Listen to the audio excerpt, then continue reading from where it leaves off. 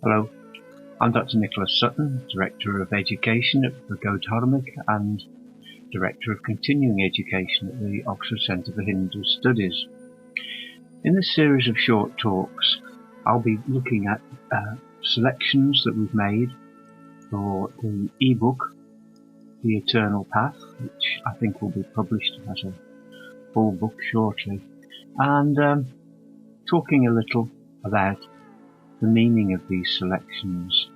Now, in the past two talks that I've made so far, we've been looking at how the Mahabharata, different speakers from the Mahabharata, define what is meant by Sanatana Dharma.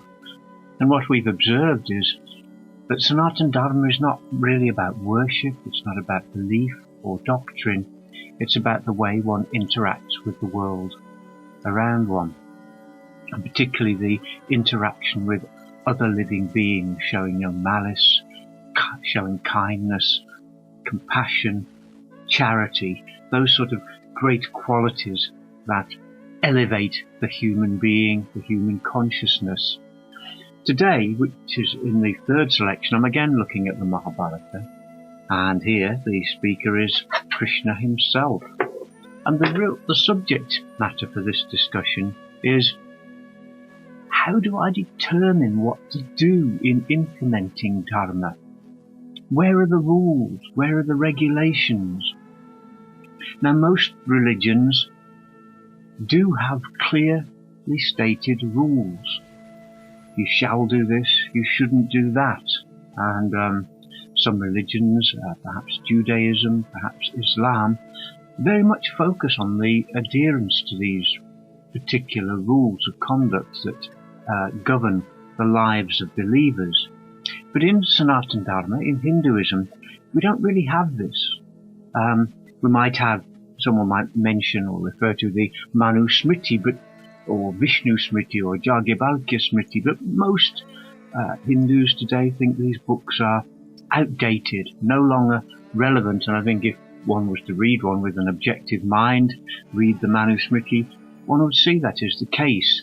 And so what we have instead is these great principles that I've been talking about in the previous talks. Adroha sarva bhuteshu kurmana manasa gira, having no malice towards any living being, never expressing malice or hatred with your words, your thoughts, or your deeds. Ahimsa, never harming other living beings.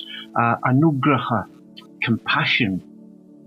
Dhanam, charity, etc. So what we have these principles, but then still it comes back to is, how do I implement these principles? What should I do at a practical level? Is it okay to drink alcohol? Can I eat meat? And really, I think what we find is that within the Hindu tradition there aren't these hard and fast rules.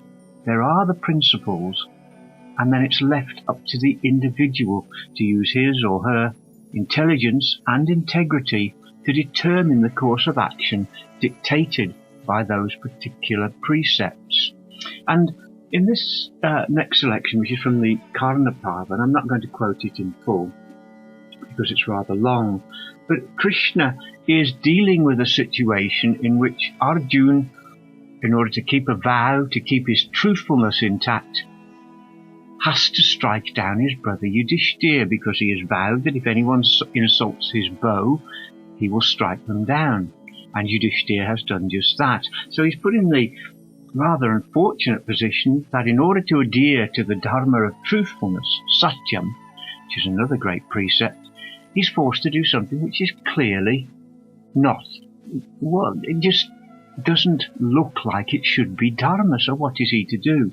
And it's at this point that Krishna speaks. He tells a narrative about how truth can cause harm to living beings, and he advises Arjuna, you can't look at Dharma in this sort of rather two-dimensional way. You shall do this, you shan't do that, because every situation we encounter is different. And I'll just read a few translation of one or two verses here. This is from the, I think it's the 9th No, it's the 8th book, the Karna Parvan of the Mahabharata, chapter 49, verses 48 to 50. This is what Krishna says. A superior understanding is hard to achieve, but one may be able to reach a determination on the basis of logic. Many persons, however, say that scripture defines dharma. I do not reject this point of view, but not every case can be resolved in this way. The precepts of dharma have been set in place in order to allow living beings to flourish. Hence, people conclude that dharma is based on the principle of sustenance, for dharma sustains living beings. Whatever may bring about the sustenance of living beings is therefore dharma. This must be the conclusion. In other words, what Krishna is saying here is, dharma is not determined by a set of laws or rules. Rather, dharma is determined by principle. And the principle he's talking about, the principle he's referring to, is whatever is for the good, the well-being, the sustenance of living beings. And with this principle constantly in mind, we must approach every situation. Sometimes, truth is not dharma, because to tell a wicked person who is going to do harm to others truth about where they are or how he can harm them is not dharma. It may be better in that situation to lie to them. So we can't have these solid rules that last in all, that cover every situation. Rather, we have the great principles of dharma, and we are given intelligence.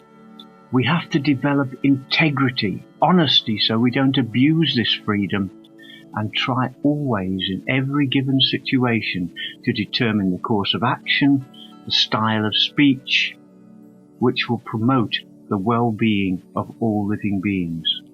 This is how dharma is determined. It gives us freedom, but it also gives us grave responsibility. We cannot be dishonest and pretend that we are doing something for the good of all living beings when it's really for a selfish motive. We have to have that integrity alongside the intelligence to determine. It's not easy. There are many situations where it's very difficult to determine. But this is what Krishna is asking us to do in this passage. Use your intelligence, determine what should be done. And at the end of the passage he says to Arjuna, now I've given you this instruction, you have to decide what course of action you think you should follow. Thank you very much.